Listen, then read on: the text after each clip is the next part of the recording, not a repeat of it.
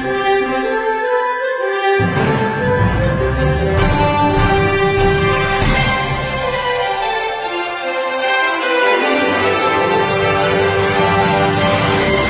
datang di CD Live Revolution Series bersama Tung Desem Waringin.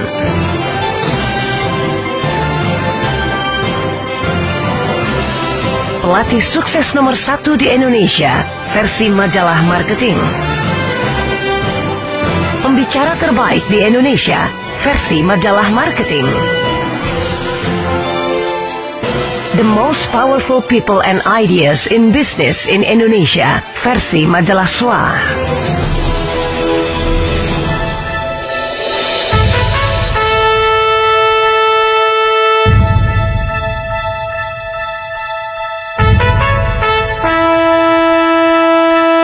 Selamat datang di CD ke-11.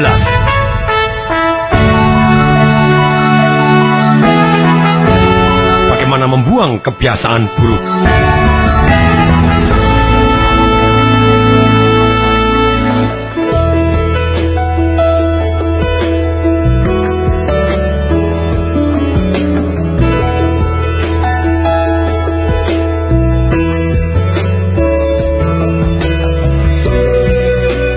Saya sungguh terkesan dengan komitmen Anda.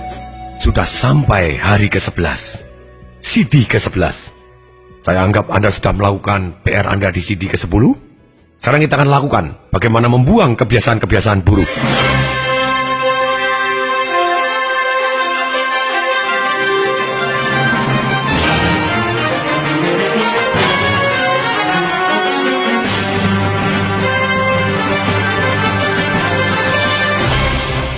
Kebiasaan buruk dalam hal ini termasuk trauma kita, kecanduan rokok, kebiasaan menunda-nunda, kebiasaan berkeluh kesah yang sudah mulai Anda rubah sejak CD ke-8. Masih ingat komitmen Anda? Selama 10 hari berturut-turut akan ngomong hal-hal yang positif. Begitu ngomong hal yang negatif lebih dari 2 menit, harus kita ulangi dari hari pertama. Sekarang kita akan masuk lebih dalam bagaimana merubah kebiasaan-kebiasaan yang buruk, termasuk trauma, termasuk hal-hal yang tidak kita inginkan tapi selalu terjadi di dalam hidup kita. Saya sampai hari ini terus belajar dari siapapun yang saya bisa belajar. Saya belajar begitu banyaknya teknik. Mulai dari zaman Sigmund Freud, Carl Jung, Adler, Virginia Satir, Gestalt terapi, Ericksonian, hipnoterapi, Neuro-linguistic programming, Neuro-associative conditioning, temporal tapping, emotional freedom technique, gelo tapping, kalahan tapping. Begitunya banyaknya teknik-teknik yang sangat-sangat mengagumkan di dalam hidup ini yang bisa membuat dan membantu kita menjadi lebih baik. Dan saya terus belajar dan mengembangkan praktek, kemudian belajar lagi, mengembangkan praktek lagi. Constant and never ending improvement, termasuk teknik-teknik menggunakan CD audio di bawah sadar untuk mempengaruhi bawah sadar kita. Saya sangat-sangat open mind, saya tidak mencela, saya hanya melihat. Sekali lagi, saya hanya mencari fakta, bukan opini. Banyak sekali orang terpancing opini. Menurut saya ini tidak efektif, menurut saya ini tidak efektif. Tidak, saya berdasarkan hasil-hasil riset mana yang ternyata terbukti efektif. Dan kemudian ketika dari praktek saya sendiri, ketika melakukan terapi terhadap orang lain, termasuk kepada diri saya sendiri ataupun keluarga saya sendiri, terus yang paling penting hasilnya di mana. Kita boleh kok belajar apapun, karena someday somehow semua jurus ada manfaatnya. Ada yang cocok untuk satu jurus yang lain, ada satu cocok yang dengan jurus yang lain. Dengan kita alatnya banyak, pada waktu kita membantu orang melakukan intervensi untuk membuat orang jadi lebih baik. Karena begini, ketika orang cenderung kalau dia ahli hanya hipnotis, maka semuanya akan dilakukan dengan hipnotis, karena dia tidak menggunakan atau tidak mengetahui alat-alat yang lain. Ketika dia tahu atau ahli gestalt terapi, dia akan melakukan dengan cara gestalt terapi. Kalau dia dengan cara hipnoterapinya Ericksonian, dia akan terus dengan Ericksoniannya juga. Ketika dia pakar NLP, semua genjot dengan NLP. Ketika dengan emotional freedom technique, dia akan gunakan semuanya dengan emotional freedom technique. Padahal kalau alat kita banyak, kita bisa menyesuaikan dengan masalah orangnya. Dan ketika satu teknik tidak jalan, kita bisa gunakan teknik yang lain, kita bisa gunakan teknik yang lain. Bukannya malah sibuk mencari alasan. Karena seringkali ada orang yang pakai alasan, wah, ini tidak berjalan karena kamu kurang begini, kurang begini, kurang begini. Yang salah kamu, bukan saya, gitu ya. Jadi dia menyalahkan orang lain. Kalau Anda menyalahkan orang lain, itu pecundang. Tapi kok kita terus belajar, ambil tanggung jawab, oke, apalagi yang harus saya bisa pelajarin supaya bisa merubah orang dengan lebih baik, dan kita tidak bersiap wasangka dulu. Wah, itu aliran New Age, itu hanya mengandalkan kekuatan manusia, itu tidak cocok dengan agama saya. No. Sekali lagi, sebetulnya kalau kita terbuka, kita bisa belajar terlebih dahulu. Karena dengan belajar terlebih dahulu, kita memanfaatkan satu yang namanya talenta dari Tuhan, kekuatan pikiran kita. Tapi saya tahu juga bahwa kekuatan pikiran ini harus dikombinasi dengan iman yang benar. Karena kalau dari teknik yang saya pelajarin, iman itu adalah kunci yang paling dalam untuk menyembuhkan orang. Orangnya percaya, selesai. Seperti yang dikatakan oleh ahli. Kalau kita terpancing, misalnya kita ini adalah palu, kita cenderung semua kita anggap paku, kita genjot pakai satu jurus doang. Persis ketika saya asik menerapi seseorang. Ketika saya menemukan satu jurus handalan, seringkali begitu hal itu sangat-sangat cepat dan bermanfaat. Akibatnya apa yang terjadi? Saya kecanduan menggunakan jurus itu terus dan cenderung mengulangi. Dan somehow saya akan menemukan yang tidak bisa sembuh dengan cara yang saya biasa lakukan. Walaupun cara tersebut sangat-sangat efektif. Nah, kalau saya tidak mempunyai alat yang lain, saya tidak punya senjata yang lain, saya tidak bisa mengintervensi, merubah kebiasaannya ataupun kebiasaan saya pribadi atau kebiasaan orang-orang dekat saya. Nah, inilah pentingnya kita terus belajar. Saran saya bahwa CD ini adalah awal dari Anda belajar untuk merubah kebiasaan buruk, entah sekali lagi trauma, kebiasaan Anda merokok, kecanduan apapun, kecanduan alkohol, kecanduan komputer, kecanduan game, termasuk kecanduan ngomong jelek tentang orang lain supaya dirinya merasa lebih hebat. Mari kita mulai belajar bagaimana merubah kebiasaan buruk. Ketika saya belajar begitu banyaknya, ternyata ada yang misalnya teknologi non-direktif. Ketika Anda disuruh tidur, kemudian orangnya menerapi Anda secara psikologis, kemudian Anda cerita dan Anda tidak diarahkan tapi dikembalikan kepada Anda, Anda bisa sembuh juga. Tapi mungkin makan waktu lama, bisa 6 tahun, 7 tahun terapi, setiap bulan datang atau setiap minggu datang baru sembuh. Itu pun karena Anda mau sembuh. Anda tidak mau sembuh, tetap aja nggak mau gitu ya. Ketika saya mulai belajar, ada satu yang saya belajar dari antropi sangat berkesan. Kemudian saya belajar dari John Grinder, penemu dari Neuro Linguistic Programming, juga sangat-sangat berkesan. Dalam praktek-praktek, ternyata cara yang paling singkat, yang efeknya sangat lama. Karena ini merupakan keyakinan saya, bahwa kenapa harus 1 tahun kalau bisa dalam waktu 1 bulan berubah? Kenapa harus 1 bulan kalau bisa dalam 1 hari berubah? Kenapa harus 1 hari kalau 15 menit bisa berubah? Kenapa harus 15 menit kalau bisa 1 menit dan seketika berubah? Dan berubahnya sangat lama, bahkan seumur hidup efeknya. Ketika orang mempunyai pemikiran, Pak, kalau berubah itu harus butuh waktu 21 hari. Datangnya dari mana? Perubahan itu datangnya seketika. Ikutin saya, perubahan itu datangnya seketika. Oke, supaya kita percaya bahwa perubahan itu datangnya seketika, sekarang saya mau tanya, pernahkah Anda makan sesuatu hal yang Anda suka sekali? Ternyata kemudian pada waktu tertentu, kemudian entah karena sesuatu hal apa, mendadak kita stop dan kita tidak mau makan makanan itu lagi. Bahkan sampai kini, kalau makan jadi jijik atau tidak nyaman. Misalnya contoh, pada waktu saya pergi ke Manado dan melakukan seminar Life Revolution versi 1 hari, versi yang singkat karena minimal harusnya 3 hari untuk membahas seminar ini semua. Waktu saya tanya, siapa yang pernah makan suatu hal yang dulunya suka, kemudian stop, mendadak tidak suka lagi? Ada satu angkat tangan. Saya, Pak. Saya lihat. Suka makan apa? Saya suka makan monyet, Pak. Ternyata di Manado, apapun dimakan. Kalau Anda pergi ke pasar sana, sungguh mengagumkan, gitu ya. Apapun, betul-betul apapun yang nampak hidup bisa dimakan, begitu ya. Akan dimakan. Ada tikus sawah, ada kelelawar, ada macam-macam. Termasuk monyet itu sendiri. Kemudian, oke, Anda hobi makan monyet? Yes. Kemudian dia jawab, saya senangnya berburu, Pak, dan kemudian waktu berburu saya sembelih dan saya makan monyetnya. Terus saya tanya, kapan kamu mulai berhenti dan kenapa kok sampai hari ini kamu tidak mau makan sekalipun makan monyet lagi? Oh, pada waktu itu, Pak, waktu saya berburu monyet, kemudian saya sembelih monyetnya, Pak. Ternyata di dalam perutnya ada bayinya, Pak. Saya jadi ingat anak saya, Pak. Sejak saat itu saya stop, saya tidak mau makan lagi. Aha, misalnya dulu papa saya suka sekali makan pecel lele. Kemudian satu waktu, ternyata pada waktu itu dia pergi ke peternakan lele, ikan lele. Ternyata ada tikus yang mati, penuh set. Kemudian sama pemiliknya dimasukin ke tempat kolam lelenya dan lelenya langsung menyerbu. Dan papa saya adalah sangat jijik dengan tikus. Sejak saat itu dia tidak pernah mau makan lele lagi. Demikian juga banyak sekali orang yang trauma, suka sekali makan apa, dan kemudian dikatakan oleh dokter kalau kamu nekat makan ini lagi kamu mati, atau serangan jantung, kolesterol tinggi, mendadak dia mengurangi sekali, atau bahkan kalau dia trauma bahkan stop sama sekali, dia berubah seketika dan tidak makan makanan itu lagi.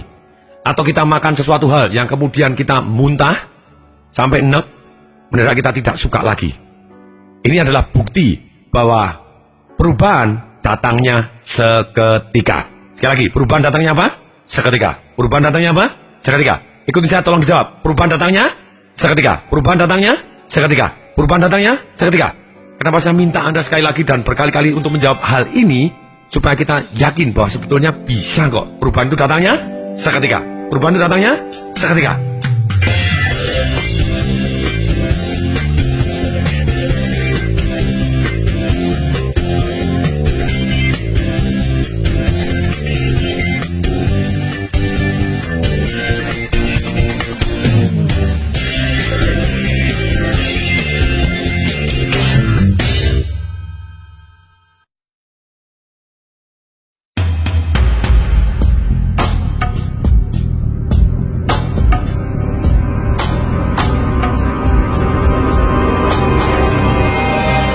Tiga cara yang sangat-sangat efektif untuk merubah kebiasaan. Kebiasaan makan pola tertentu, seperti tadi, mendadak tidak suka, atau bisa juga dirubah. Dari tidak suka, mendadak jadi suka. Ada tiga cara yang sangat-sangat dominan, yang saya sampai hari terus mau meningkatkan diri dan terus mau belajar. Cara yang pertama, yaitu kita harus punya alasan yang sangat kuat, atau orang yang mau berubah harus punya alasan yang sangat kuat untuk berubah. Tanpa alasan yang sangat kuat, orang akan sulit berubah. Alasan yang sangat kuat, yaitu penderitaan amat sangat yang tidak terkira penderitaannya, yang terjadi dengan seketika kalau dia tidak berubah. Sedangkan juga akan mendapatkan kenikmatan yang luar biasa, yang amat sangat nikmat, yang seketika kalau dia berubah. Ini adalah salah satu cara untuk mendisformat kebiasaan kita. Seperti kalau CD yang kemudian kita disformat, kemudian disformat, kemudian jadi clean, kemudian bisa dimasukin program baru, dengan program-program lamanya hilang, kebiasaan-kebiasaan lama hilang. Jadi cara pain and pleasure, berarti pleasure yang amat sangat nikmat kalau dia berubah. Kalau painful sekali, sakit luar biasa kalau dia tidak berubah, itu adalah cara-cara yang sangat efektif untuk melakukan perubahan seketika. Karena sekali lagi, otak kita didesain untuk mencari nikmat, menghindari sengsara. Sedangkan sengsara adalah relatif, nikmat adalah relatif. Sebagai contoh, pada waktu saya bekerja di sebuah bank, waktu itu saya menjadi wakil pemimpin di sebuah cabang di Jawa Timur. Dan pada waktu cabang-cabang di Jawa Timur kumpul di Surabaya, 3 wilayah kumpul di Surabaya, pemimpin-pemimpin cabangnya. Ternyata 3 pemimpin wilayah, mereka tidak ada satupun yang merokok. Demikian sehingga pemimpin-pemimpin cabang yang merokok lainnya, karena berada di bawah kepala wilayah, mereka hormat dan mereka segan, mereka sungkan merokok. Tapi ada 2 pemimpin yang masih merokok. Bahkan mereka berendeng-rendeng, mereka merokok kemana-mana, mereka berdua merokok. Walaupun atasannya tidak merokok, mereka tetap berani merokok. Bahkan mereka seringkali datang ke tempat pemimpin-pemimpin yang tadinya merokok. Karena sungkan tidak merokok, mereka godain. Mereka berdua godain. Banci ya, takut merokok banci ya. Nah, setelah saya selidikin, ternyata 2 ini kenapa kok nekat sekali merokok, saya tidak tahu gitu ya. Karena ternyata yang satu mantan pemimpin bank di Kudus, jadi mungkin banyak rokok di sana. Yang satu mantan pemimpin bank yang di Kediri sebelum dia pindah ke tempat Surabaya dan di daerah saya. Mungkin banyak perokok juga di sana gitu ya. Tapi ini yang terjadi. Kemudian satu hari ketika waktu berlalu, ada meeting berikutnya setelah sekian bulan kemudian, saya juga ikut meeting di Surabaya lagi. Kemudian ternyata pemimpin yang dari Surabaya tadi sudah masuk ICU entah berapa hari, saya tidak tahu, mungkin 14 atau 15 hari, berbelas-belas hari di ICU. Tidak bisa bernapas, paru-parunya menolak asap total. Dan kemudian dokter ngomong kepada beliaunya, kamu ngerokok, mati. Nekat ngerokok lagi, mati, saya tidak tanggung jawab. Paru-paru kamu sudah menolak asap. Lihat fotonya seperti ini. Kejadian itu mencekam sekali karena dia tidak bisa bernapas, kasih oksigen, berat sekali. Nah, ketika pada waktu meeting, beliaunya sudah sehat dan beliaunya tidak merokok. Kemudian temannya yang satu yang masih perokok, kemudian tahu dia tinggal satu-satunya yang merokok dari seluruh pemimpin cabang yang lain. Kemudian dia datang ke tempat temannya yang tadinya biasanya godain bareng-bareng. Sekarang pemimpin yang tidak merokok ini digodain sama temannya. Sekarang banci ya. Jadi ikut-ikutan takut merokok ya. Jawabannya, biarin banci, yang penting hidup. Daripada mati. Ternyata dengan sangat cepat otak manusia akan mengambil pelajaran. Ketika terkait dengan penderitaan amat sangat seketika, kita akan berhenti. Langsung disformat, kebiasaannya langsung hilang. Ini adalah salah satu yang sangat-sangat powerful. Jadi alasan sangat kuat. Sangat membantu kita untuk melakukan terapi. Ada beberapa kategori orang yang ketika kepingin mengintervensi diri sendiri atau mengintervensi orang lain. Nah, orang yang kepingin berubah, kategori yang pertama, orang ini tidak kepingin berubah dan tidak tahu caranya. Ini take a longer time supaya dia mau atau kepingin sekali, bukan hanya kepingin, tapi jadi mendadak punya alasan sangat kuat kepingin berubah, dan baru diajarin caranya. Setelah diajarin caranya karena dia kepingin, baru dia mau berubah. Jadi kategori pertama ini adalah kategori yang paling sulit, tidak punya motivasi untuk berubah dan tidak tahu caranya, dan dia tidak tahu kenapa harus berubah, makanya dia tidak mau berubah. Kemudian yang kedua, orangnya sudah berminat, sangat berminat, atau punya alasan sangat kuat, tapi dia tidak tahu caranya. Ini paling gampang, begitu kasih tahu caranya, langsung dipraktekkan, jebret, langsung bisa berubah. Yang ketiga, kalau dia sudah punya alasan sangat kuat dan tahu caranya, itu orang yang ketiga, dia bisa berubah kapanpun dia mau. Karena dia sudah tahu caranya.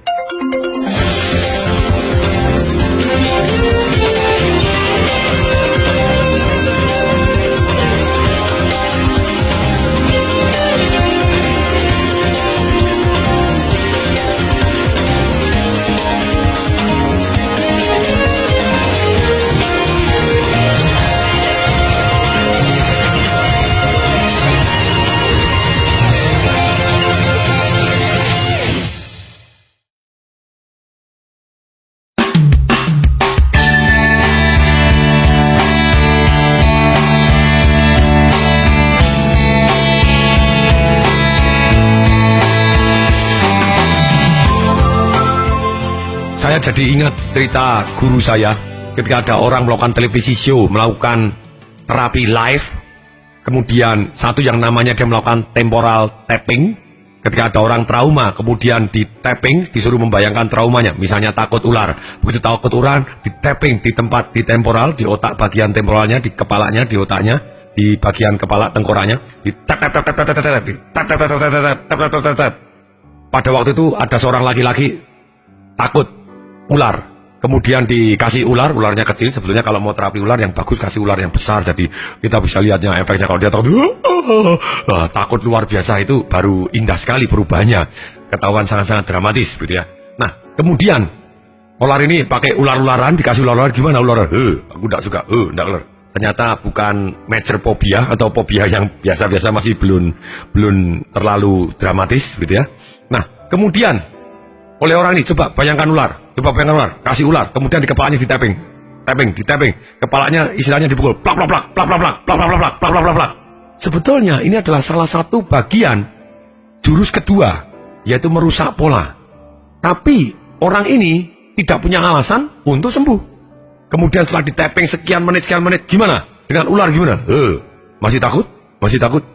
Ternyata setelah sampai akhirnya yang tapping ini sampai frustasi, kemudian oleh pembawa acaranya, oke, mari kita akan masuk kepada iklan, dan setelah iklan begitu ya, kembali lagi ke acara itu tadi, kemudian di tapping lagi, keplain terus kepalanya, plak plak plak plak plak plak plak plak plak plak, dan tidak sembuh, dan sampai akhirnya yang ngomong itu bisa jadi terapisnya jadi fobia juga itu ya, takut terapi di depan umum itu bisa jadi major fobia gitu ya. Nah kemudian, mungkin dia adalah orang yang ini mencari alasan. Kenapa kok tidak sembuh? Dia mencari, ini karena ini orangnya dalam kondisi tidak bisa fokus di sini, jadi dia tidak bisa membayangkan ularnya. Jadi karena di dalam kondisi umum dan di syuting live begini, pada di tapping dia grogi dan dia tidak bisa. Enggak, aku enggak grogi. Orangku juga tidak kepingin sembuh, ye. Nah, ketika tidak kepengen sembuh, dia memang tidak kepengen sembuh dan dia nantang, apa kamu bisa? Ya sulit sekali akan menjadi bisa. Memang keinginan yang dalam itu akan mempermudah semuanya. Keinginan yang dalam itu adalah alasan yang sangat kuat. Saya ulangi sekali lagi, biar jelas ada 3 cara yang sangat-sangat simpel dan bisa merubah kita. Dan kita tetap saya sarankan, selain Anda belajar 3 cara ini, belajarlah cara yang lain sebanyak mungkin, tidak masalah. Karena dengan demikian, kita bagi stoknya banyak, sehingga kita bisa membantu orang jauh lebih baik. Cara yang pertama, orang tadi harus punya alasan sangat kuat untuk berubah. Yang kedua, kita harus merusak pola yang lama. Merusak pola, ada banyak sekali jurus untuk merusak pola. Merusak pola itu adalah membuat link atau membuat arti yang berbeda, membuat link emosi yang berbeda, yang merasakan yang berbeda, hasilnya sangat-sangat berbeda. Merusak pola namanya, seperti CD audio di kepala kita.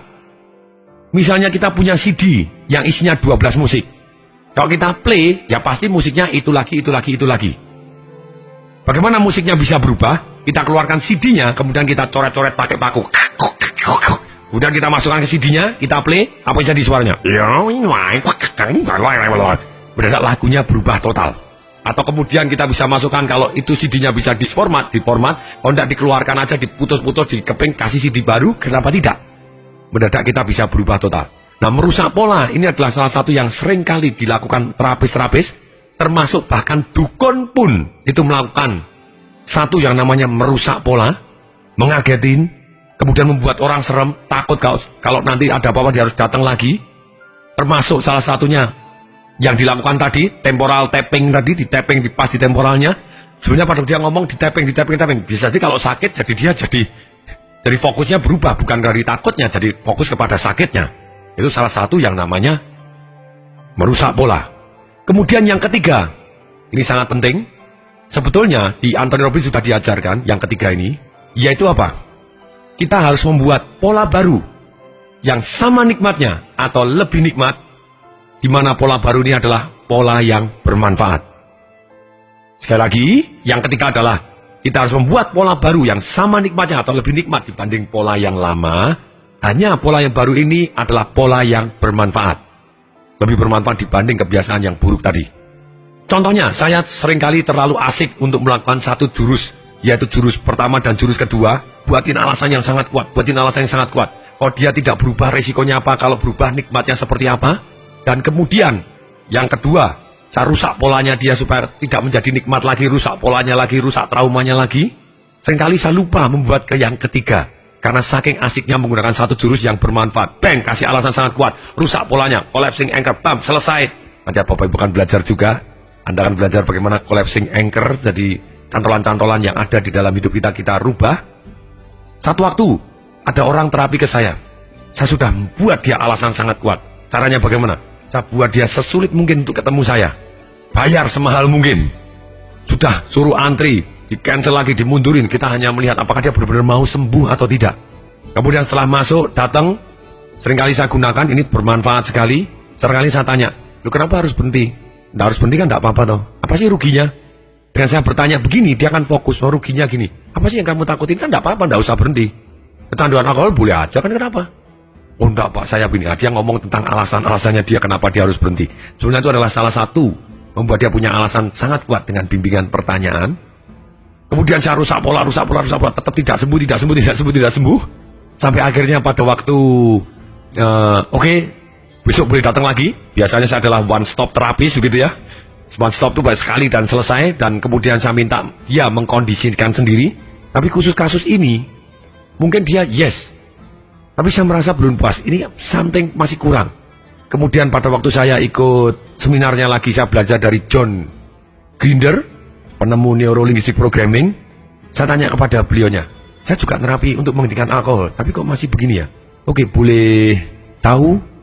Saya ditanya oleh John Grinder, oke, kamu terapinya gimana? Oh, saya buat begini, saya buat begini. Saya lakukan terapi begini. Kemudian dia, you miss one thing. Dia bilang, apa?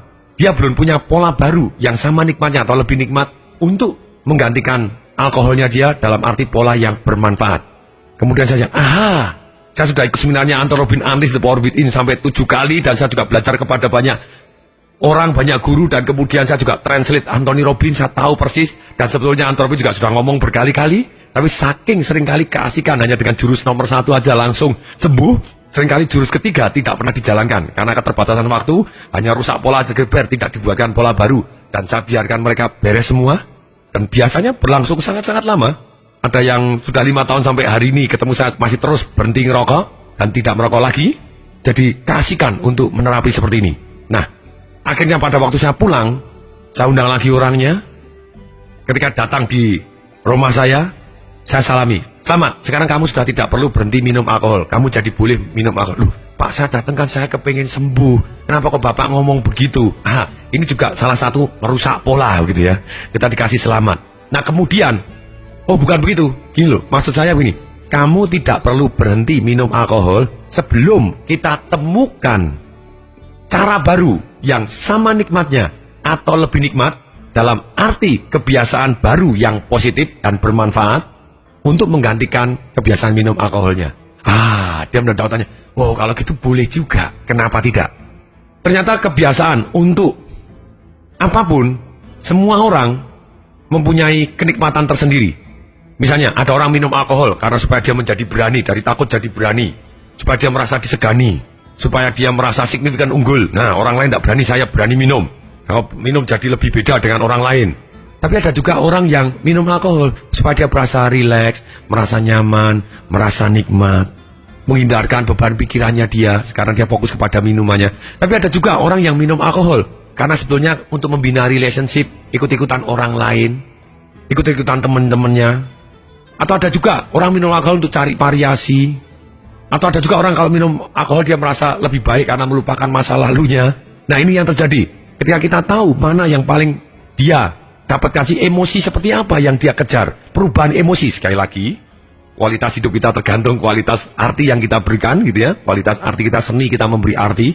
Nah, dalam ini alkohol diartikan seperti apa oleh dia? Kenikmatan apa yang dia dapatkan dari alkohol? Kita ditanya jawab, beberapa saat akhirnya ketahuan bahwa dari kenikmatan alkohol, orang ini, karena setiap orang lagi berbeda, ternyata adalah dia kepengen merasa rileks, kepengen merasa nyaman dan mendapatkan perasaan yang berbeda. Saya tidak tahu perasaan seperti apa, saya hanya tanya, kira-kira perasaan yang kamu dapatkan dari minum alkohol, kira-kira apa ya? Hal yang positif yang kamu bisa mendapatkan, yang intensitasnya, nikmatnya sama atau bahkan lebih nikmat, tapi bermanfaat untuk diri kita. Kemudian dia bilang, apa ya? Olahraga. Kemudian dia ngomong, tapi olahraga kadang juga capek, nggak enak.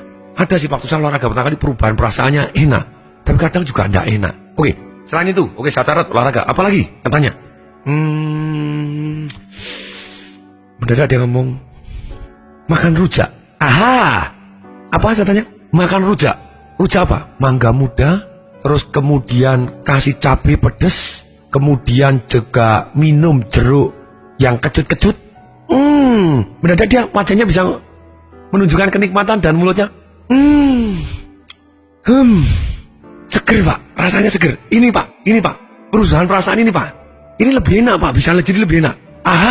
Oke, mulai sekarang kalau Anda pengen merasa seperti itu, tolong digantikan dengan seperti ini. Dengan pola baru yang positif. Ini yang menarik, beritanya menarik. Kemudian, apa yang dilakukan? Oke, kalau begitu kemudian kita buatin alasan yang sangat kuat. Kenapa kamu pengen berhenti? Kemudian kembali lagi ke polanya berhenti. Kemudian ruginya apa? Sengsaranya apa?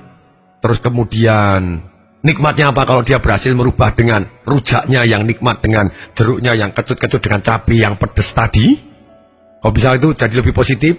Nikmatnya apa secara keuangan, bagaimana secara hubungan dengan pasangan hidupnya, bagaimana dengan keluarganya, bagaimana dengan karir dan pekerjaannya, bagaimana.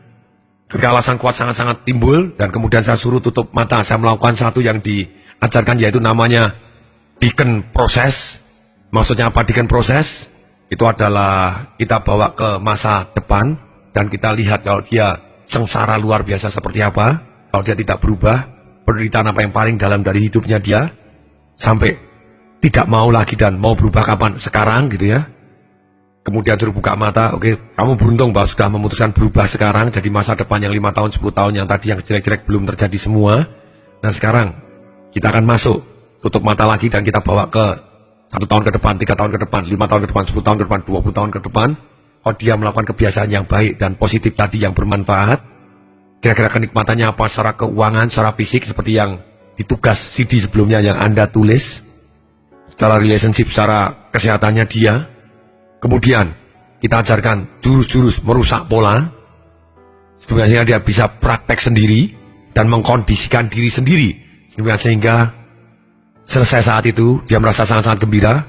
Dan kemudian berapa bulan kemudian dia SMS ke saya, terima kasih Patung, sudah sekian minggu tanpa alkohol dan saya bisa menikmatin. Terus kemudian dia tulis, rujak pakai cabai, mangga muda, pedes, jeruk kecut, dia tulis, nikmat. Sungguh-sungguh luar biasa. Kemudian berapa bulan kemudian SMS lagi, Patung sudah sekian bulan juga tanpa alkohol, nikmat, rujak. Untuk pertama kalinya dia bisa lebih dari 2 hari, karena biasanya setiap 2 hari minum alkohol, sekarang bisa berbulan-bulan tanpa alkohol. Sungguh-sungguh sangat mengesankan dan saya merasa bahwa hidup saya bermanfaat karena bisa membantu orang menjadi lebih baik.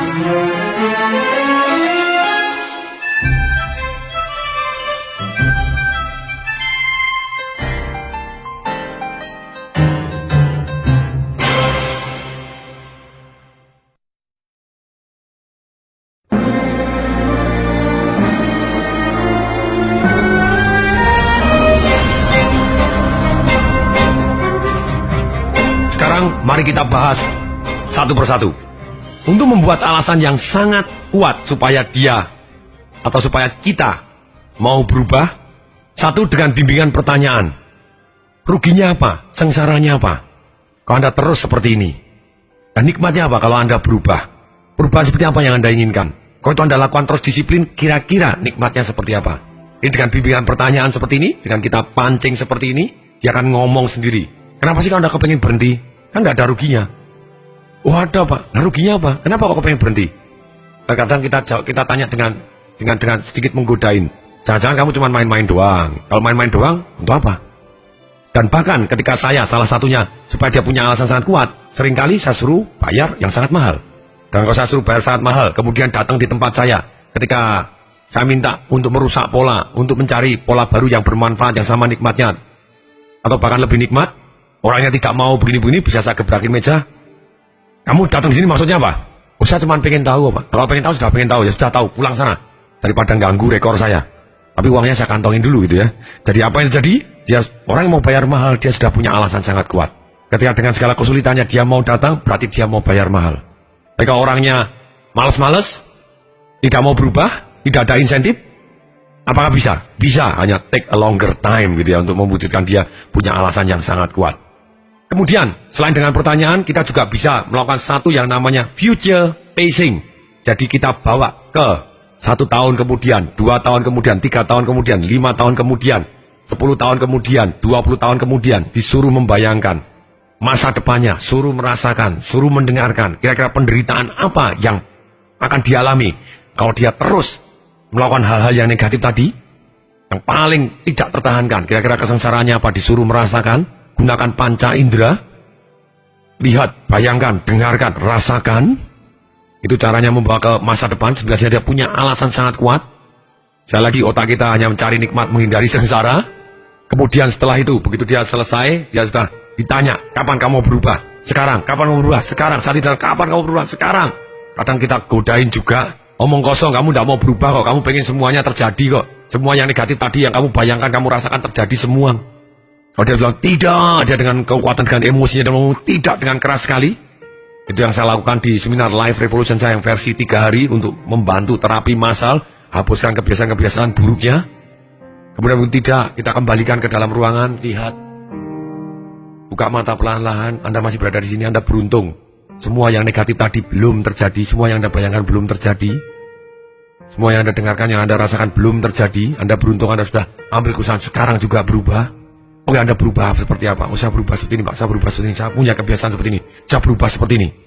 Oke, saya suruh lunjak-lunjak dulu, saya putar badannya. Itu namanya separator state, kondisi emosi yang untuk menjembatanin dari emosi yang negatif jadi netral dulu gitu ya. Kemudian saya suruh tutup mata lagi, bawa lagi. 1 tahun kemudian, kemenangan apa yang kamu dapatkan? Ketika Anda tes cermin, bercermin, kira-kira kenikmatan apa yang kamu dapatkan? Wajah seperti apa yang kamu lihat? Keuangan seperti apa yang kamu punya? Di mana orang-orang yang kamu cintai? Dengarkan suaranya mereka, betapa bangganya mereka. Dengarkan suara hati kita sendiri. Kata-kata apa yang membuat kita jadi bangga karena kita sudah melakukan kebiasaan yang baik ini. Dan terus. Bawa terus, kemudian diulangi lagi, satu tahun kemudian, 2 tahun kemudian, 3 tahun kemudian, 5 tahun kemudian, 10 tahun kemudian, 20 tahun kemudian, kejayaan seperti apa, kemenangan apa. Sampai dia senang sekali dan rayakan, yes. Suruh teriak, kalau Anda suka, teriak yes. Kalau Anda suka, teriak yes. Tapi dia senang luar biasa. Dengan puncak emosi yang baru, ada satu pilihan baru. Dan dia buang kebiasaan lama, dia pilih kebiasaan baru. Itu cara kedua. Kemudian, kadang kalau tidak punya waktu, ini dilakukan juga oleh murid-murid saya, begitu ya. Kita connect kepada sesuatu yang namanya iman. Iman adalah segalanya. Kalau dia benar-benar orang yang beragama dan iman, saya tidak peduli agamanya apa, biasanya saya kembalikan ke agamanya. Misalnya ada satu orang kepengen berhenti ngerokok, dan kemudian dia datang minta diterapi. Betul Pak, saya kepengen berhenti. Yang benar, jangan-jangan kamu cuma kepengen doang. Nanti setelah hari ini berhenti, 2 hari berhenti, 3 hari nanti kumat lagi, ngerokok lagi. Enggak Pak, saya memang benar pengen berhenti. Kamu pengen berhenti sekarang atau selama-lamanya? Selama-lamanya. Sungguh enggak? Sungguh Pak. Yang benar. Yakin? Benar Pak. Oke, kalau benar, saya mau tanya, agamamu apa? Ketika misalnya orang tadi ngomong, oh agama saya Islam Pak. Kita bisa push dia ke limitnya dia. Benar, kamu beragama, kamu percaya benar kepada Allah, kepada Rasulullah. Kamu percaya benar enggak? Percaya benar. Dan kamu benar-benar kepengen berhenti. Benar. Sekarang kalau kamu benar-benar kepingin berhenti, kamu sekarang doa, kamu sumpah demi Allah, demi Rasulullah. Kamu harus ngomong seperti saya, demi Allah, demi Rasulullah. Saya berhenti hari ini, berhenti ngerokok hari ini juga. Dan kalau ternyata besok saya ngerokok sekalipun, tolong Allah, tolong Rasulullah, matikan rezekiku 7 turunan, buat aku miskin 7 turunan. Oke. Benar kamu pengen sembuh? Benar Pak. Doa seperti ini, ngomong seperti ini, sumpah seperti ini. Mikir dia, tapi ada tekadnya bulat keluar, dan disuruh ngomong, dan dia doa dengan keras, dengan penuh emosi. Selesai. Terapi selesai sampai di situ. Tidak ada pola baru, tidak apa-apa. Tidak ada merusak, polanya nggak ada. Hanya jurus satu, disformat, langsung selesai, dan dia berhenti ngerokok. Jadi kadang sangat efektif, efisien. Tapi kembali lagi, kalau kita mau terapinya lengkap, gitu ya. Jadi kembali lagi, buatkan pola baru yang sama nikmatnya atau lebih nikmat dibanding pola lama yang bermanfaat. Kemudian kita ajarkan juga jurus-jurus merusak pola yang lain. Kepengen laki-laki kepengen rokok, apa yang harus dilakukan? Kepengen rokok, dirusak polanya seperti apa? Kemudian, itu jurus yang ketiga, kaitkan dengan iman yang sangat dalam. Kalau dia memang orang yang beragama yang sangat taat, kenapa tidak? Kalau dia benar-benar sungguh kepengen genjotkan ke sana, dia berubah, selesai dan selesai.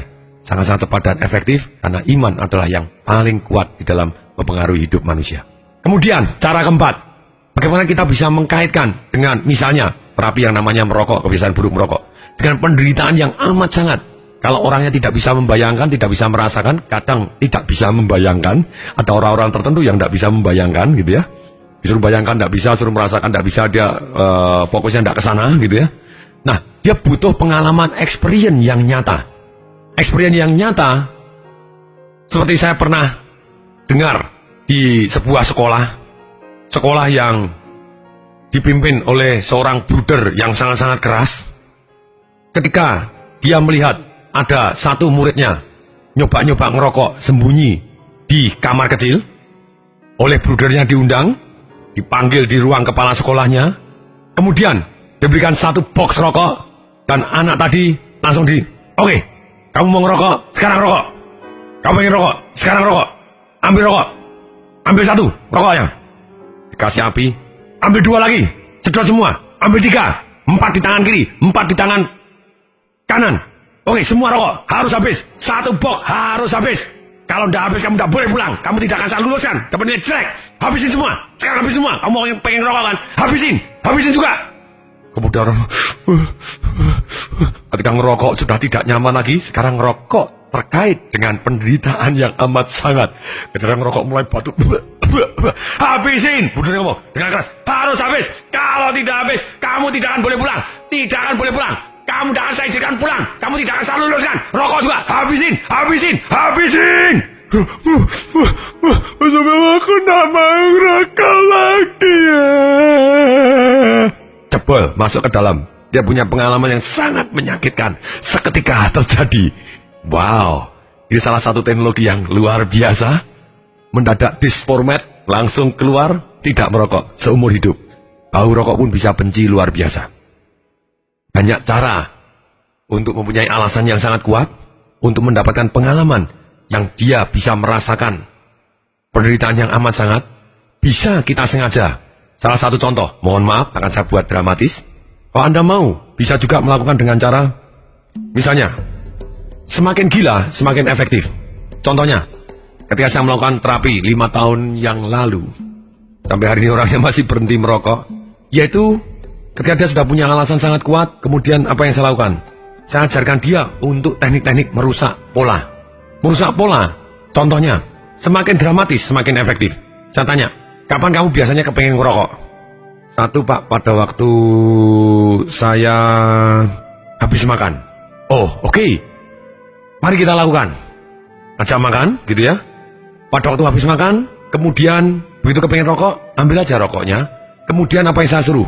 Saya suruh banting rokoknya di depan restoran, di depan banyak orang, saya suruh injak-injak. Boom, injak-injak rokoknya. Boom, boom, boom. Saya sudah berhenti. Kemudian saya suruh saja naik di atas kursi. Kalian semua saksinya bahwa saya sudah berhenti. Sekarang juga saya berhenti. Kemudian semua orang ada orang gila, orang gila, orang gila, orang gila. Kemudian turun, apa yang jadi? Rusak polanya. Pada waktu dia makan dan kepengen rokok, mendadak dia ketawa. Hehehe, karena dia ingat kegilaannya dia. Kemudian, saya tanya lagi, kapan kamu biasa habis apa atau habis ngapain kepengen ngerokok? Maaf Pak, pada waktu saya ke belakang. Oke, atau bahasa kasarnya pada waktu gitu ya. Kemudian saya bilang, kalau kamu kepengen, bawa aja. Rokoknya dibawa dulu. Tenang aja, waktu kamu habis ke belakang, tapi kamu pada waktu ke belakang, please tolong duduknya agak maju ke depan. Jadi sedemikian sehingga terjadi gunung-gunungan. Mohon maaf sekali lagi, karena semakin dramatis Anda akan semakin ingat seumur hidup. Disengaja, begitu ya. Nah kemudian, ketika ada gunung-gunungan, ketika Anda kepengen ngerokok, mulut kepengen ngerokok, Anda tidak boleh ngomong, saya bukan perokok, saya tidak mau ngerokok, saya tidak mau. Otak Anda sekali lagi, Anda tidak bisa, bawah sadar Anda tidak mengenal kata tidak. Sadar kita mengenal. Anda tidak kepengen, aku tidak mau ngerokok, aku sudah berhenti, aku tidak mau ngerokok. Malah Anda kepengen ngerokok mulutnya. Nah, caranya gimana? Rusak polanya, itu cara paling efektif. Boleh pakai gerak, gitu ya. Anda boleh langsung berdiri, say yes gitu, atau duduk lagi, duduk lagi, say yes gitu lagi. Jadi nyepret kemana-mana, itu juga boleh. Atau Anda juga boleh, ketika sudah terjadi sundul-sundulan tadi, kemudian gunung-gunungan tadi, Anda ambil rokoknya, ketika Anda kepengen rokok, Anda mundur sedikit, Anda colekkan ke gunung-gunungan tadi, kemudian Anda lihat-lihat, ketika Anda mulai merinding, kemudian Anda, kalau mau lebih efektif efisien, karena bau itu adalah yang paling dalam, kemudian Anda tempelkan ke hidung, kemudian Anda sedot-sedot baunya yang sudah kena tai tadi. Tidak enak. Kalau Anda mau efektif luar biasa, Anda mundur lagi sedikit, dicolekkan lagi kepada tainya yang lebih banyak, kemudian Anda sedot, kemudian Anda balik, kemudian Anda merem, masukkan aja ke mulut Anda.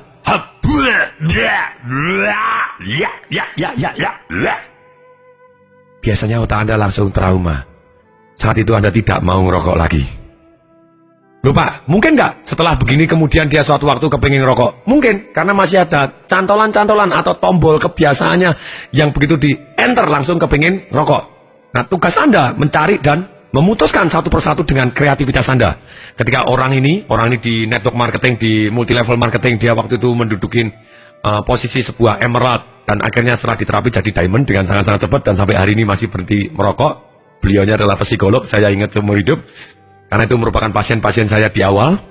Karena setelah itu biasanya yang awal berkesan. Karena setelah ribuan jadi yang sisa-sisanya sudah tidak ingat. Kecuali diingatkan gitu ya. Banyak yang tercatat juga. Tapi kemudian yang ini. Saya tanya kepada beliaunya. Oke, kapan lagi? Di saat mana kamu kepengen rokok? Oh, itu Pak. Kalau saya lagi tur ke luar negeri Pak. Ketika para diamond tidak ada yang merokok. Saya merokok sendiri, wah waktu itu gimana rasanya? Oke, kalau pada waktu itu lagi nunggu di airport, kamu pengen merokok, terus kamu ngerusak polanya gimana? Sekarang kamu ciptakan sendiri. Oke Pak, saya akan taruh baju saya Pak. Saya taruh di kursi Pak. Kemudian saya marahin dia Pak. Jadi kalau saya pengen rokok, langsung saya lepas baju Pak. Kalau lepas baju kan pakai kaos singlet aja, saya juga merasa emosinya berbeda. Kemudian saya taruh, saya marahin. Hei, kamu sudah berhenti tahu nggak? Hah? Jangan bikin malu-malu. Sudah berhenti, hah? Ingat berhenti. Saya marahin. Bapak Ibu, itu sebetulnya metode gestalt terapi Bapak Ibu. Dia psikolog, mungkin dia belajar juga gestalt terapi. Tapi oke, very good, kenapa tidak? Oh yes, saya tanya lagi. Kira-kira kapan Anda akan kepingin? Atau enggak kepingin tapi kebiasaan? Terus langsung mendadak kepingin merokok. Saya tanya gitu. Oh itu Pak, kalau lagi saya ngobrol sama teman-teman sama-sama perokok, kemudian dia ngeluarin rokok, ketika dia ngerokok, terus kemudian ngasih kotaknya kepada saya, langsung tangan saya mendadak ngambil. Oke, kreativitasmu apa untuk merusak pola?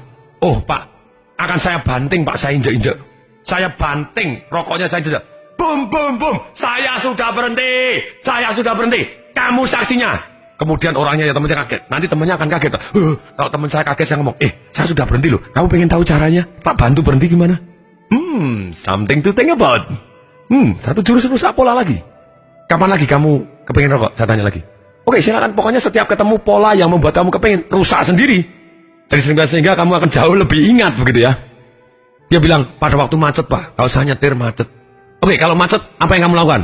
Oke Pak, saya akan langsung saya kalau kepengen ngerokok Pak, langsung akan saya pukul tangan saya Pak, sambil nyetir, saya akan pukul tangan kiri saya dengan tangan kanan Pak.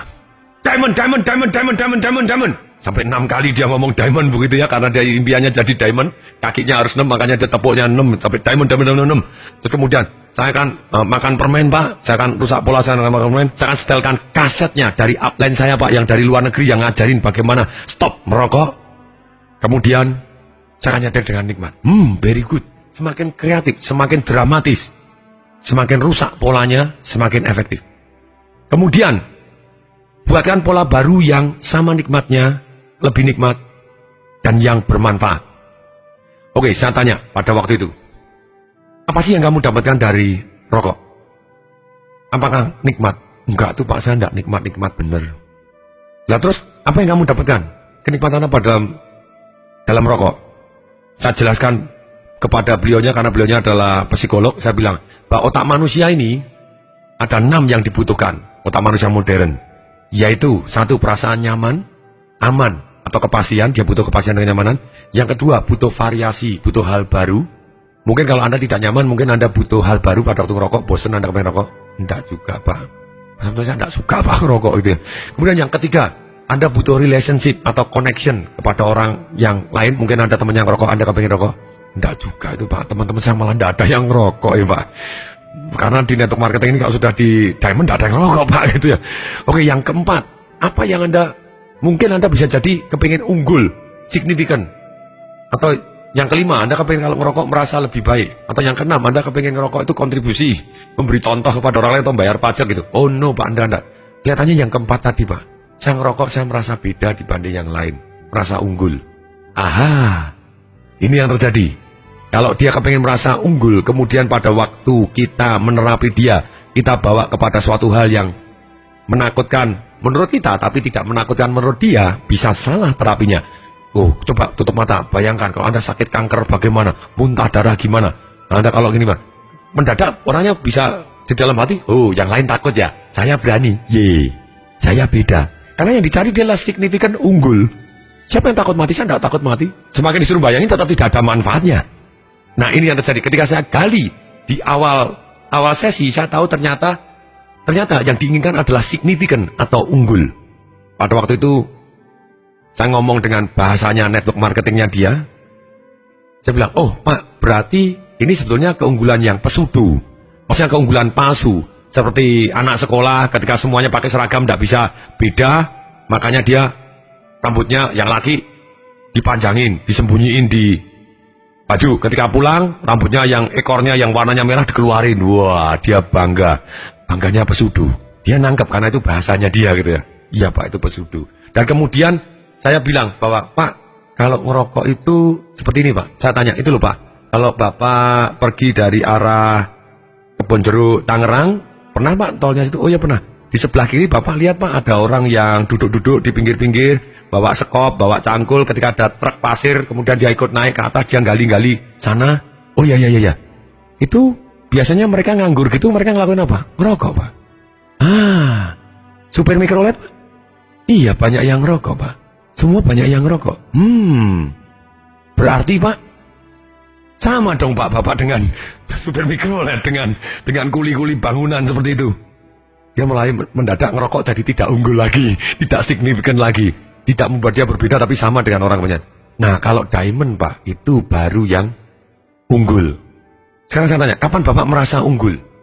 Bapak orang unggul kan? Yes. Berarti kalau orang unggul, berarti Bapak bisa berhenti ngerokok kapanpun toh? Iya, bisa. Dia sudah termotivasi. Ya bisa, saya kapanpun bisa kok, saya orang unggul. Padahal dia sudah 30 tahun ngerokok sejak umur 15, waktu ketemu saya umur 45 gitu ya. Kemudian, saya ngomong bagaimana lagi? Oke, sebetulnya apa sih yang Bapak hindarin? Ya, sebenarnya yang saya hindari itu, kalau saya tidak jadi diamond Pak, saya sudah 7 tahun Pak, tidak jadi diamond. Oh, very good, itu yang dia takutin kalau tidak jadi diamond. Terus kemudian yang Anda inginkan apa sih Pak? Saya itu obsesi Pak, saya terobsesi, saya kepengen sekali jadi diamond di multi level ini gitu ya. Wow, saya bilang very good, kenapa tidak? Makanya pada waktu sesi saya bawa ke alasan yang sangat kuat ke masa depannya dia. Saya minta bayangkan kalau dia tidak jadi diamond, bagaimana? Kalau dia ngerokok terus dan kemudian dia berhenti di sini, stuck, bagaimana? Rasanya apa? Saya suruh nulis bahwa penderitaannya, kemudian saya suruh bayangkan, suruh mendengarkan, suruh merasakan penderitaan yang amat sangat. Kalau dia kere, anaknya sakit, tidak bisa bayarin karena dia tidak pernah jadi diamond lagi, dan malunya kepada downline-nya, kan downline-nya sudah meledak semua dan dia masih terus seperti itu gitu ya. Terus kemudian, dan selesai saya suruh separator state tadi, goyang-goyang supaya emosi negatifnya jadi netral. Kemudian saya suruh tutup mata, saya bawa ke 15 tahun, 20 tahun kemudian. Kalau dia jadi diamond, bahkan double diamond, triple diamond, apapun gitu ya. Jadi sampai dahsyat luar biasa, nikmatnya, bangganya, bagaimana, betapa signifikannya dan betapa unggulnya dia. Wah, dia feeling good. Kemudian saya carikan pola baru. Kira-kira pola baru apa yang sama nikmatnya, yang mempunyai manfaat. Kemudian dia, oh waktu saya presentasi Pak, oh kalau begitu presentasi terus saja. Dan oke, kemudian saya berikan kunci lagi yang lebih dalam, yaitu saya bilang bahwa Anda melakukan public commitment. Ini public commitment juga alasannya sangat kuat. Saya bilang, ngomong kepada seluruh downline-mu, kumpulin pada waktu seminar besar-besaran yang ribuan orang, ngomong, saya sudah berhenti, Anda saksinya. Dan kalau Anda temukan saya merokok, siapapun di sini akan saya beri uang 1 juta rupiah. Aha, ini komitmen luar biasa begitu ya. Itu sudah menjadi kunci lagi kalau dia melakukan public commitment. Saya sudah berhenti dan apabila Anda temukan saya merokok, berarti saya akan bayar Anda 1 juta rupiah. Ini janji saya di depan semua sekian ribu orang. Wow, kalau dia berani melakukan itu berarti mantap luar biasa gitu ya. Kemudian saya kunci yang kedua kalinya, yaitu apa? Pulang, tolong giginya diputihkan. Pergi ke dokter gigi dan diputihkan. Dengan diputihkan, dia akan lebih sayang lagi. Karena waktu itu saya juga salah satu yang saya hindari Pak adalah giginya kuning-kuning, tak enak nyium istri saya tidak suka gitu ya. Nah, sama. Kemudian dia putihkan giginya, kemudian dia melakukan public commitment, selesai, done. 5 years, 5 tahun. Dan yang berita indahnya, ternyata itu adalah program bawah sadarnya dia, keyakinannya dia. Kalau dia masih merokok, dia akan berada di posisi emerald dan tidak pernah menjadi diamond. Dan ketika dia berhenti merokok, hanya dalam waktu berapa bulan, dia seketika jadi diamond. Itu cerita indahnya gitu ya. Nah, sekali lagi, kalau Anda mau melakukan terapi, silakan. Itu banyak sekali, itu cara basicnya, cara-cara basic. Anda mau belajar lebih dalam lagi, Anda boleh ikut seminar Train for Firework Trainer saya. Ini kelihatannya seperti komersial, tapi enggak. Tapi ini encourage saya kalau Anda ingin mendalami ilmu-ilmu seperti ini. Belajarlah kepada siapapun, pakar NLP boleh, hipnoterapi boleh, emotional freedom technique boleh, terus kemudian gestalt terapi boleh, Ericksonian boleh, kalahan tapping boleh, temporal tapping tadi juga boleh, apapun gitu, gelo tapping juga boleh, whatever, pakai meditasi boleh, apapun boleh, belajar apapun. Dan kalau Anda datang di Train for Firework Trainer saya, sebagai trainer, Anda saya ajarkan merubah emosi ini segala jurus yang saya tahu. Dan sekaligus di sana akan praktek saling belajar menerapi satu dengan yang lain. Memang 24 CD ini antara 15 menit sampai 1 jam. Dan yang paling penting bukan hanya pengetahuan, tapi action Anda setelah mendengarkan CD ini. Nah, untuk action kali ini, yaitu apa? Anda pilih satu kebiasaan buruk Anda, apapun. Kemudian, Anda harus jujur.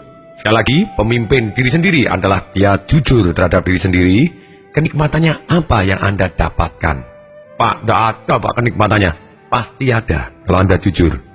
Mungkin Anda menjadi tenang dan connect kepada diri sendiri kalau setiap ngeluh. Anda mengeluh, Anda mendapatkan kepastian. Atau kalau Anda mengeluh, Anda dapatkan variasi. Atau kalau Anda mengeluh, misalnya kebiasaan Anda mengeluh, misalnya begitu ya. Atau apapun, pasti ada kenikmatannya. Kita harus jujur. Dan kemudian, tugas pertama, Anda cari kira-kira apa kebiasaan yang lain atau tindakan yang lain yang menimbulkan perasaan yang sama nikmatnya atau lebih nikmat, tapi tindakan dan kebiasaan ini bermanfaat atau positif adanya. Itu tugas yang pertama. Kemudian tugas yang kedua, Anda tulis 30, sekali lagi 30. Apa sengsaranya, ruginya, baik secara fisikal, secara kesehatan, secara keuangan, secara sosial, secara rohani, secara hubungan kita dengan orang-orang yang kita cintai. Kira-kira apa ruginya? Dan bukan hanya 1 tahun dari sekarang, 2 tahun dari sekarang, 3 tahun dari sekarang, 5 tahun, kalau terus-menerus seperti itu, melakukan kebiasaan buruk, kira-kira efeknya apa terhadap diri kita, terhadap orang yang kita cintai, di manakah mereka, masih hidupkah mereka, nyeselkah Anda, penyesalan seperti apa, 10 tahun dari sekarang, 20 tahun dari sekarang, tulis semua, kerugiannya, kesengsaranya, penyesalannya, kesedihan, semua hal-hal yang negatif yang terjadi karena terus melakukan kebiasaan buruk yang tadi. Kemudian, tulis juga 30. Kenikmatan amat sangat kalau Anda melakukan kebiasaan yang baik yang menggantikan yang sama nikmatnya atau lebih nikmat dibanding kebiasaan yang lama Anda. Kira-kira hal-hal apa yang terjadi yang positif? Baik secara keuangan, secara kesehatan, secara spiritual, rohani, secara intelektual, secara mental, secara sosial, secara hubungan kita terhadap orang-orang yang kita cintai. Tulis 30 kenikmatannya apa? Kenikmatan yang amat sangat, yang paling menggembirakan apa? Dan tulis saja kenikmatan tadi, apapun yang Anda tulis, saya doakan terkabul adanya. Semuanya terjadi dalam waktu 1 tahun, 2 tahun, 3 tahun, 5 tahun, 10 tahun ke depan, 20 tahun kemudian, di mana Anda perasaan bangganya seperti apa, gembiranya seperti apa, senangnya seperti apa, puncak emosi Anda seperti apa. Kemudian berikutnya, tugas berikutnya, setelah Anda menulis itu, Anda tulis minimal 5 jurus merusak pola. Ketika Anda tahu, ketika saya begini, saya akan mengeluh. Ketika saya begini, saya akan merokok. Ketika saya begini, saya akan begini. Untuk itu, saya akan rusak pola saya dengan cara begini. 1 begini. Seperti yang saya ajarkan di CD di awal. Anda bisa rubah gerak seketika, rubah fokus, bayangkan yang masa yang Anda inginkan, rubah kata-kata Anda, rubah teriak Anda, juga sama-sama apapun, yel-yel Anda boleh keluarkan, lunjak-lunjak boleh, melakukan wajah yang petap-petap, boleh, apapun. Atau Anda setiap mengalami satu pola yang lama tadi, Anda boleh 1 jari, masih ingat? 1 jari, tangan ke atas, tangan kanan, jari telunjuk ke atas, kemudian diputar, weng. Masukkan ke hidung, takut nih, lapar nih, mau ngerokok nih, apapun dengan sehingga pola Anda berubah, kecanduan nih, omong kosong tai kebo, mulai hari ini saya sudah merdeka. Anda bisa lakukan seperti itu juga, atau seperti yang cara-cara sudah Anda dengarkan, tapi ini adalah tugas Anda, harus Anda lakukan sekarang juga.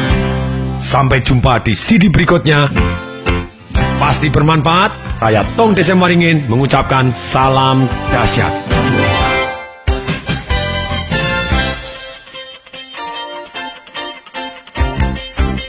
Informasi seminar atau pelatihan untuk meningkatkan motivasi, sales dan marketing perusahaan, Anda bisa menghubungi nomor telepon 021 547 6677.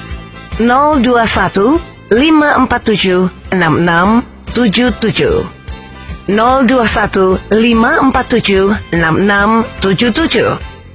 Atau klik di www.dahsyat.com.